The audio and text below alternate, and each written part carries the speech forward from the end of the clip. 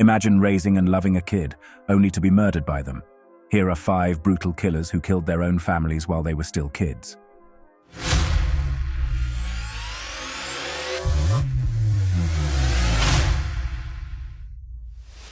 Number 1.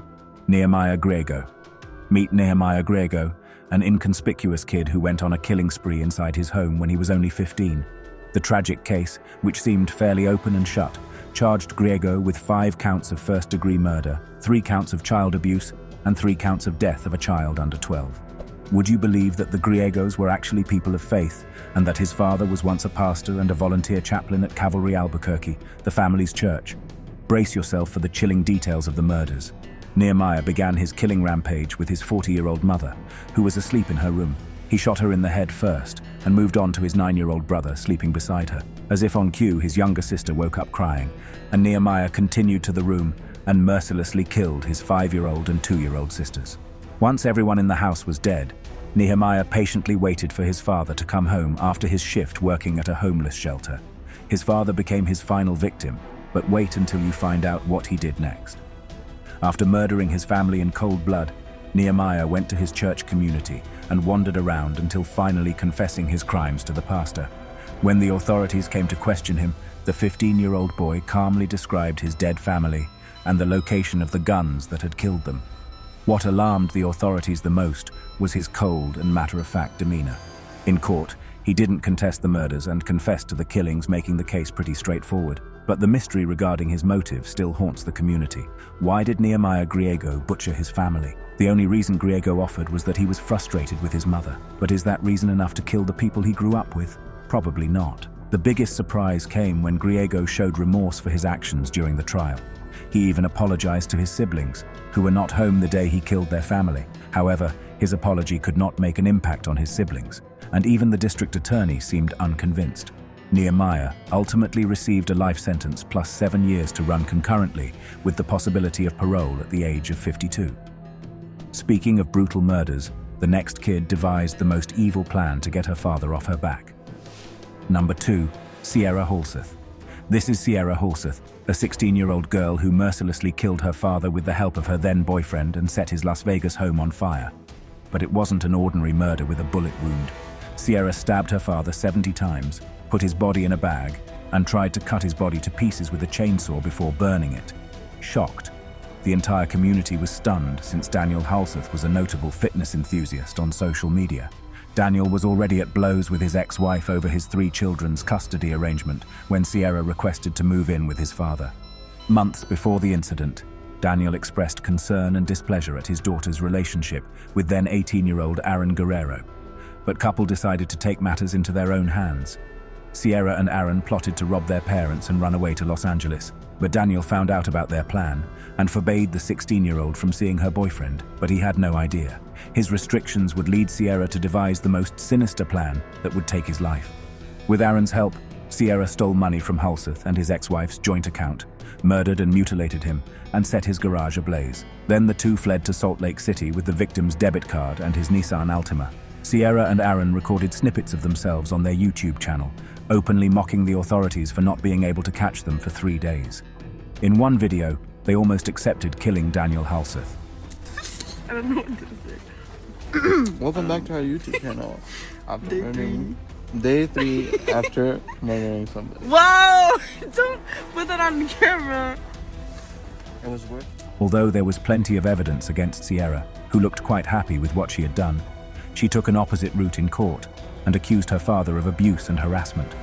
She confessed that she had killed him in order to protect herself, painting Daniel as a pedophile. However, it was hard to believe her words as she read them from a letter with an emotionless face. Surprisingly, her expression didn't change when the judge sentenced her to a life in prison. Sierra certainly got what she deserved. Speaking of karma, our next convict had a taste of his own medicine 11 years after violently killing his family. Number 3. Seth Privacki.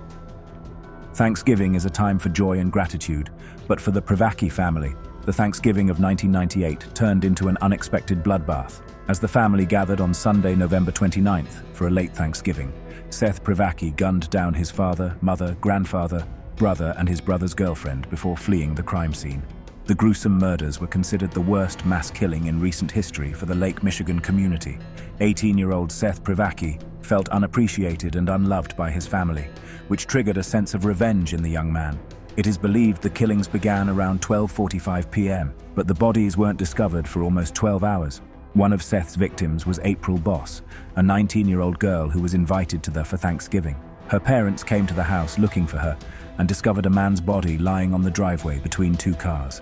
They saw a young man bolt outside and into the darkness as they moved closer. Later, it was found that the boy who ran away was Stephen Wallace, Seth's friend, who was helping him put away the dead bodies. April's parents immediately called 911, and the police found all the dead bodies Seth had left in his wake. Can you imagine the shockwaves the murders must have sent across the tight-knit community of Lake Michigan? When the case went to court, Seth delivered an unbelievable half-hearted apology. He was ultimately sentenced to life in prison without parole in 1999. He was neither shocked nor sad when the court sealed his fate. But here is a wicked twist in his story. Almost 11 years later, Seth, along with two other murderers, overpowered a semi-truck driver making a delivery to the Kinross Correctional Facility, where they were incarcerated. The trio hijacked the truck and slammed it through the double fencing surrounding the prison. Once outside, they began running on foot. The other two inmates eventually surrendered, but Seth, who was 30 years old then, kept running until a corrections officer shot him. Ironically, he was shot dead the same way he killed his victims, with a bullet in the head. Kids with severe psychological issues can be a threat to themselves and others, and this couldn't be truer in the case of our next convict. Number 4. Jake Evans. Meet Jake Evans, a 17-year-old boy from Aledo, Texas, who killed his mother and sister in cold blood. People who knew him described him as the nicest kid, who was a little quiet and shy. So, how did the nicest kid turn into a monster who took his own family's lives? Evans' killings became the biggest mystery of his time since there was no motive for the murders. In fact, it would seem that Evans killed his mother and sister simply on a whim. What made matters more disturbing was the 25-minute-long phone call between Evans and the 911 operator right after the murders. The way Evans talked about the killings sounded as if it was something quite ordinary for him. His cold and passionless confession raised several questions about his mental stability in the case. In January 2013, Evans submitted a written confession to the murders, mentioning how Rob Zombie's 2007 Halloween remake inspired his actions. He further confessed that he intended to kill his older sisters and grandparents. Lucky for them, they weren't home the day of the unfortunate incident. When the case went to trial, Evans was supposed to plead guilty to his crimes, but there was significant debate about how much prison time he should get. He was ultimately charged with capital murder and given 45 years with the chance of parole at half his sentence. Although justice was served, Evans's case makes us wonder whether prison was the right place for him, considering his disturbed mental state. Speaking of questionable rulings, the next kid certainly deserved a different sentence. Number 5. Jacob Morgan.